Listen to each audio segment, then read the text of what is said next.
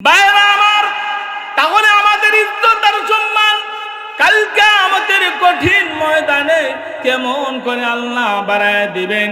কিয়ামতের কঠিন ময়দানে যখন সময় বিচার কার্য হয়ে যাবে, বিচার যখন শেষ হয়ে যাবে, জান্নাতে যাওয়ার যখন ফয়সালা আসবে, জান্নাতের ফয়সালা যখন করা হবে, আল্লাহ রাব্বুল আলামিন তখন সময় পয়গম্বরে হযরত আদম আলাইহিস সালাতু ওয়াস সালামকে বলবেন, হে আদম, যাও তুমি জান্নাতে চলে যাও, জান্নাতের পারমিশন তোমাকে দিয়ে দিলাম। ভাইরা আমার, আদম নবী তখন সময় জান্নাতের কাছে যাবেন, জান্নাতের কাছে যাইয়া বলবেন, ও জান্নাতের প্রহরী, ও জান্নাতের দারওয়ান, গেটটা খুলে দাও, জান্নাতের দরওয়াজা খুলে দাও, জান্নাতের মধ্যে ঢুকবো। তখন সময় ভিতর থেকে আওয়াজ হবে, মান্নান তাকে আপনি আপনার পরিচয় দেন। পয়গম্বরে হযরতে আদম আলাইহিস সালাতু ওয়াস সালাম বলবেন, আমি হলাম আদম, সকল নবীদের আগে আমি পৃথিবীর মধ্যে আগমন করেছিলাম, আমি আদম নবী এসেছি, জান্নাতের দরওয়াজা খুলে দাও। জান্নাতের প্রহরী, জান্নাতের দরওয়ান বলবে, ওগো পয়গম্বর আদম, না না, এখনো জান্নাতের দরওয়াজা খোলার সময় হয় নাই। ও পয়গম্বর আদম, পাশের মধ্যে ওয়েটিং রুম আছে, ওয়েটিং রুমের মধ্যে বসে বসে আপনি অপেক্ষা করুন। ভাইরা আমার, পয়গম্বর হযরতে আদম আলাইহিস সালাতু ওয়াস সালাম চলে যাবেন।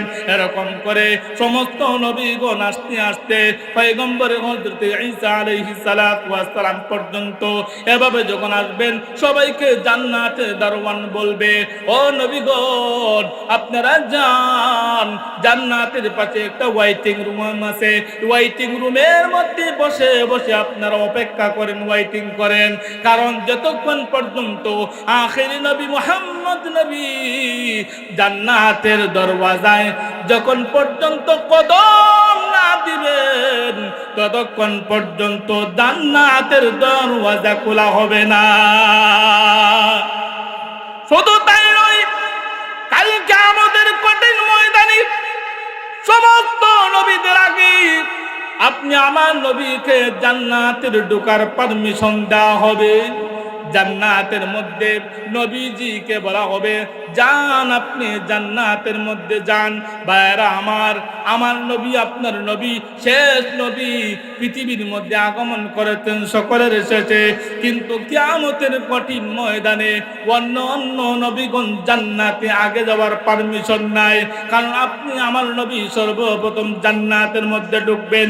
সমস্ত নবীগণ জান্নাতের মধ্যে ঢোকার পরে উম্মতের পালা আসবে, উম্মত কে যাবে। কারণ পয়গম্বর আদম আলাইহিস সালাতু ওয়াস সালাম থেকে শুরু করে হযরত ঈসা রূহুল্লাহ পর্যন্ত সমস্ত উম্মত আমাদের আগে আসছেন পৃথিবীর মধ্যে। কিয়ামতের কঠিন ময়দানে তাদের আগে যাওয়া, জান্নাতে যাওয়ার কোনো পারমিশন নাই, তাদেরকে পারমিশন দেওয়া হবে না। সমস্ত নবীগণ জান্নাতে যাওয়ার পরে সর্বপ্রথম যাদেরকে জান্নাতে যাওয়ার পারমিশন দেওয়া হবে, সমস্ত উম্মতদের মধ্যে উম্মতি মুহাম্মদীদেরকে সর্বপ্রথম জান্নাতে যাওয়ার পারমিশন দেওয়া হবে। ভাইরা আমার, তাহলে লক্ষ্য করে শুনুন, এই পৃথিবীর মধ্যে আল্লাহ রাব্বুল আলামিন আমাদেরকে আপনাদেরকে পাঠিয়েছেন একমাত্র মহান মালিকের ইবাদতের জন্য, দুনিয়ার কোনো গায়রুল্লাহর কোনো ইবাদতের জন্য নয়। ভাইরা আমার, আপনি আমি যা করব সবগুলো ইবাদতের মধ্যে গণ্য হবে। কিভাবে গণ্য হবে? শর্ত হলো আপনি আমার নবীর তরিকায় আমার জীবন যাপন করতে হবে। আমরা যা কিছু করব সবগুলো ইবাদত বন্দেগীর মধ্যে গণ্য হবে। আপনি ব্যবসা করেন, এই ব্যবসাটাও ইবাদতের মধ্যে গণ্য হবে। আপনি হাল চাষ করেন, এটা ইবাদতের মধ্যে বন্দেগী হবে।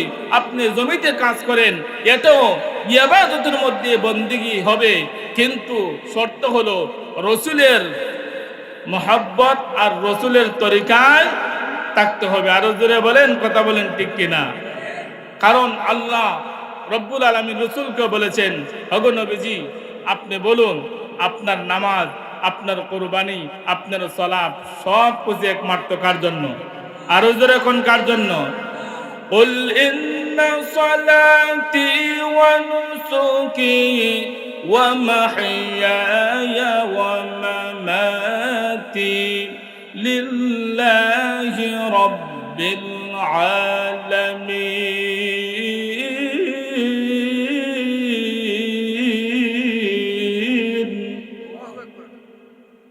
আল্লাহ রাব্বুল আলামিন বলেন, ওগো নবীজি আপনি বলুন, আপনার নামাজ, আপনার কুরবানি, আপনার সালাত, আপনার যা কিছু, আপনার জীবন, আপনার মরণ একমাত্র কার জন্য? একমাত্র আল্লাহর জন্য। আপনি আমার জীবন, আপনি আমার জিন্দেগি, যা কিছু আছে সবগুলো একমাত্র কার জন্য হবে? আরো জোরে কোন কার জন্য হবে? একমাত্র মহান আল্লাহর জন্য হবে।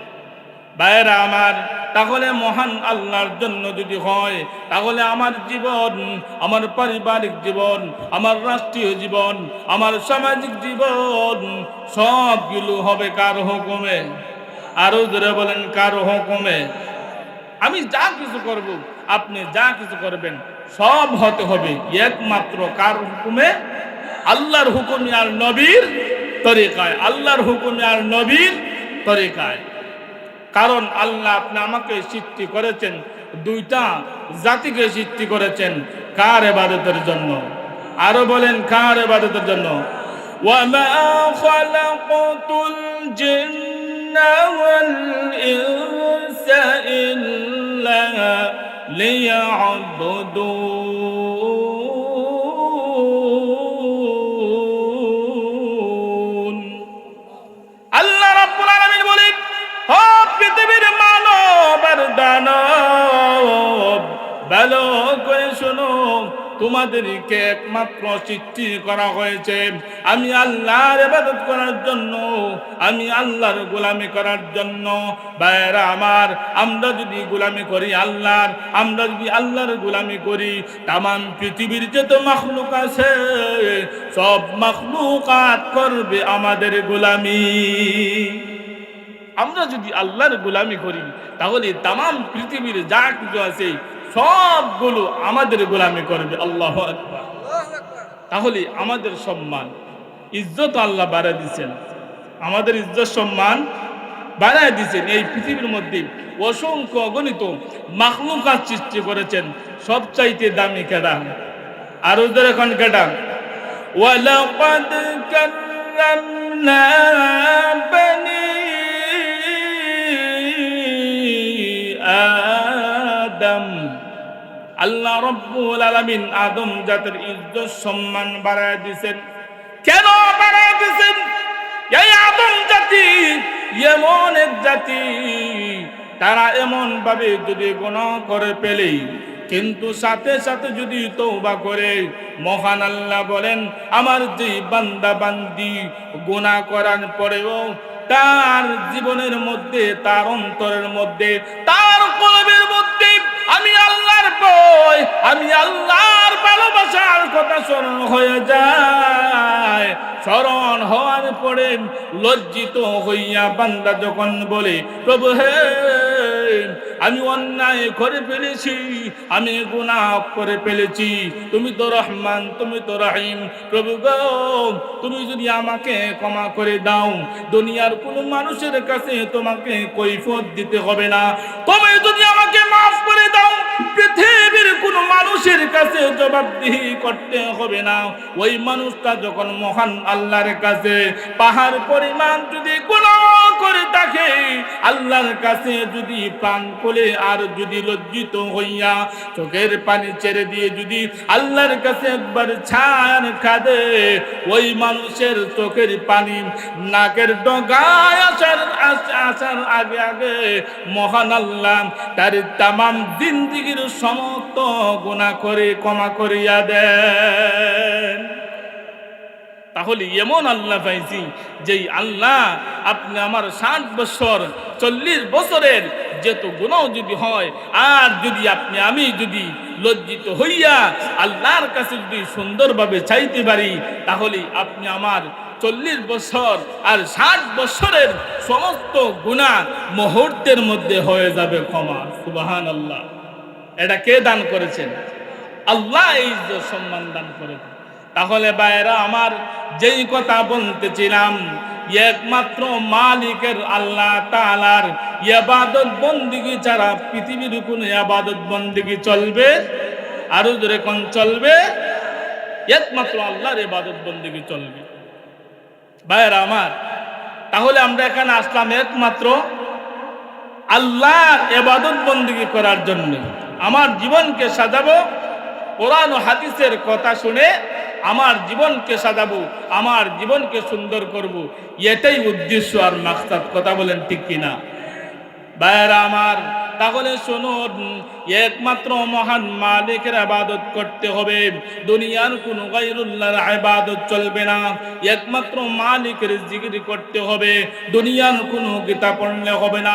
একমাত্র মালিকের কোরআন পড়তে হবে, দুনিয়ার কোনো বাংলা আর ইংলিশ পড়লে কোনো সওয়াব নাই।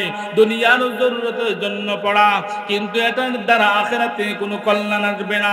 আখিরাতে এটার দ্বারা কোনো কল্যাণ হবে না, আখিরাতে এটার দ্বারা কোনো সওয়াব হবে না।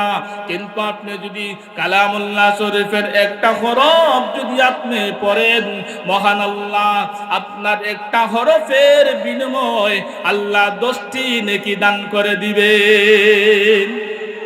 এমন আল্লাহ পাইলাম যেই আল্লাহ একটা হরফ পড়লে, আলিফ পড়লেই আল্লাহ 10টা নেকি দান করবেন। সুবহানাল্লাহ। এটা কিসের বিনিময় হয়েছে? কারণ আমরা হলাম শ্রেষ্ঠ নবীর শ্রেষ্ঠ, আর যেরকম শ্রেষ্ঠ নবীর শ্রেষ্ঠ। আল্লাহ হলেন এই তামাম পৃথিবীর জন্য, আলমের জন্য রব্বুল আলা। আর যেরকম আলহামদুলিল্লাহি রাব্বিল আলামিন।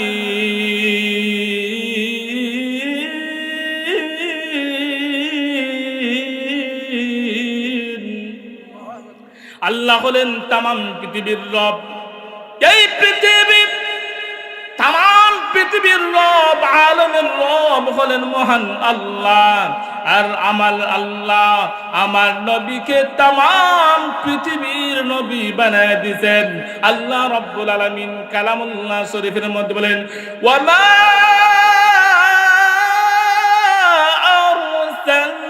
আরসালনাকা ইল্লা রাহমাতাল লিল আলামিন।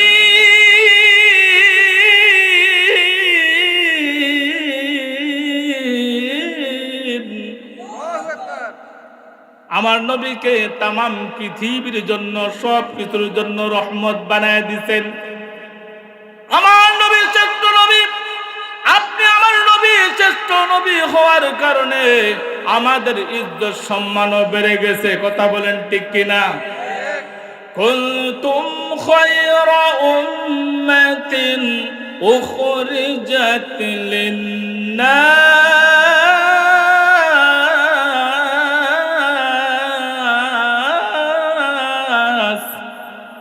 তা'মুরুনা বিল মা'রুফি ওয়া তানহাউনা আনিল মুনকার। বাইরা আমার, তাহলে শ্রেষ্ঠ নবীর শ্রেষ্ঠ উম্মত আমরা হয়েছি একমাত্র নবীজির কারণে। নবীজির কারণে আমাদের শ্রেষ্ঠত্ব বেড়ে গেছে, আমাদের ইজ্জত বেড়ে গেছে, আমাদের সম্মান বেড়ে গেছে। শুধু দুনিয়া ইজ্জত সম্মান এমন না, কালকে আমাদের কঠিন ময়দানে, যখন হাসরের ময়দানে বিচার কার্য যখন শুরু হয়ে যাবে, সেই সময় যখন সবাই থাকবে, আদম নবী থেকে ঈসা নবী পর্যন্ত, ঈসা নবী থেকে আপনি আমি উম্মত পর্যন্ত, তামাম পৃথিবীর মধ্যে যত উম্মত আগমন করেছিলেন সমস্ত উম্মত সেখানে জমা হবেন। কিন্তু আমরা এসেছি সকল নবীর উম্মতের পরে, আপনি আমার নবীও এসেছেন সকল নবীর পরে। কিন্তু আপনি আমার নবী যদিও সকলের পরে আসছেন, কিন্তু নবীজি সমস্ত নবীর নবী। আপনি আমার নবী সমস্ত নবীর, আরো জোরে কোন নবীর। বাইরা আমার, তাহলে আমাদের ইজ্জত আর সম্মান কালকে আমাদের কঠিন ময়দানে কেমন করে আল্লাহ বাড়ায় দিবেন। কিয়ামতের কঠিন ময়দানে যখন সময় বিচার কার্য হয়ে যাবে, বিচার যখন শেষ হয়ে যাবে, জান্নাতে যাওয়ার যখন ফয়সালা আসবে, জান্নাতের ফয়সালা যখন করা হবে, আল্লাহ রাব্বুল আলামিন তখন সময় পয়গম্বরে হযরত আদম আলাইহিস সালাতু ওয়াস সালামকে বলবেন, হে আদম, যাও তুমি জান্নাতে চলে যাও, জান্নাতের পারমিশন তোমাকে দিয়ে দিলাম। ভাইরা আমার, আদম নবী তখন সময় জান্নাতের কাছে যাবেন, জান্নাতের কাছে যাইয়া বলবেন, ও জান্নাতের প্রহরী, ও জান্নাতের দারওয়ান, গেটটা খুলে দাও, জান্নাতের দরওয়াজা খুলে দাও, জান্নাতের মধ্যে ঢুকবো। তখন সময় ভিতর থেকে আওয়াজ হবে, মান্নান তাকে আপনি আপনার পরিচয় দেন। পয়গম্বরে হযরতে আদম আলাইহিস সালাতু ওয়াস সালাম বলবেন, আমি হলাম আদম, সকল নবীদের আগে আমি পৃথিবীর মধ্যে আগমন করেছিলাম, আমি আদম নবী এসেছি, জান্নাতের দরওয়াজা খুলে দাও। জান্নাতের প্রহরী, জান্নাতের দরওয়ান বলবে, ওগো পয়গম্বর আদম, না না, এখনো জান্নাতের দরওয়াজা খোলার সময় হয় নাই। ও পয়গম্বর আদম, পাশের মধ্যে ওয়েটিং রুম আছে, ওয়েটিং রুমের মধ্যে বসে বসে আপনি অপেক্ষা করুন।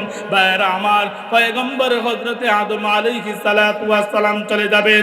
এরকম করে সমস্ত নবীগণ আসতে আসতে পয়গম্বর হযরতে ঈসা আলাইহিস সালাতু ওয়াস সালাম পর্যন্ত এভাবে যখন আসবেন, সবাইকে জান্নাতের দারওয়ান বলবে, ও নবীগণ, আপনারা যান, জান্নাতের পাশে একটা ওয়েটিং রুম আছে, ওয়েটিং রুমের মধ্যে বসে বসে আপনারা অপেক্ষা করেন, ওয়েটিং করেন। কারণ যতক্ষণ পর্যন্ত আখিরি নবী মুহাম্মদ নবী জান্নাতের দরওয়াজায় যখন পর্যন্ত কদম না দিবেন, ততক্ষণ পর্যন্ত জান্নাতের দরওয়াজা খোলা হবে না। আর আমার নবীর ইজ্জত সম্মানে মন হবে।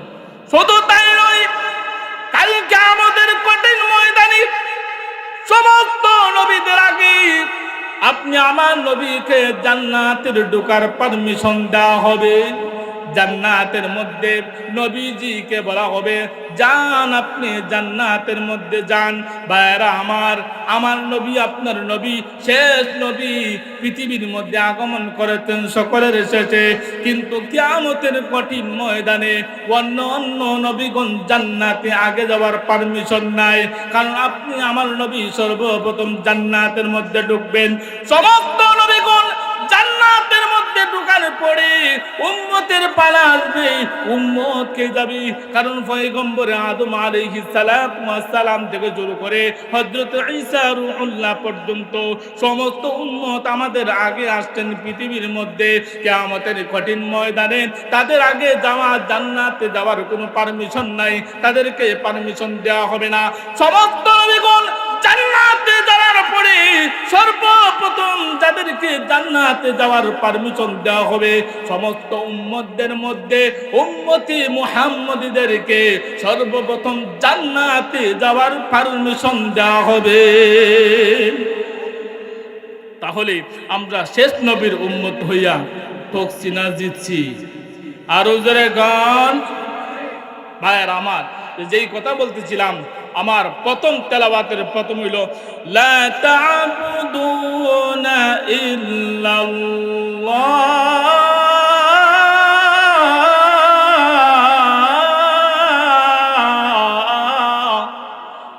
একমাত্র হুকুম চলবে কার? আল্লাহর হুকুম ছাড়া কোনো গায়রুল্লাহর হুকুম করা যাবে না। কিন্তু শর্ত হলো আপনি আমার নবীর তরিকা থাকতে হবে। আল্লাহর হুকুম পালন করলাম, কিন্তু নবীর তরিকা থাকলো না, নবীর সুন্নাহ থাকলো না, নবীর আদর্শ থাকলো না। নবীর আদর্শ যদি না থাকে, নবীর সুন্নাহ যদি না থাকে, আমল করতে করতে আমি 60 বছর 70 বছরের লোক হতে পারি, কিন্তু এই আমল আমার কোনো কাজে আসবে না। তাহলে আমল করব, ইবাদত করব, কিন্তু শর্ত হলো নবীজির তরিকা আর নবীজির আদর্শ থাকতে। আরো জোরে গান। তাহলে নবীজির আদর্শ থাকতে হবে, সর্বপ্রথম হলো শর্ত।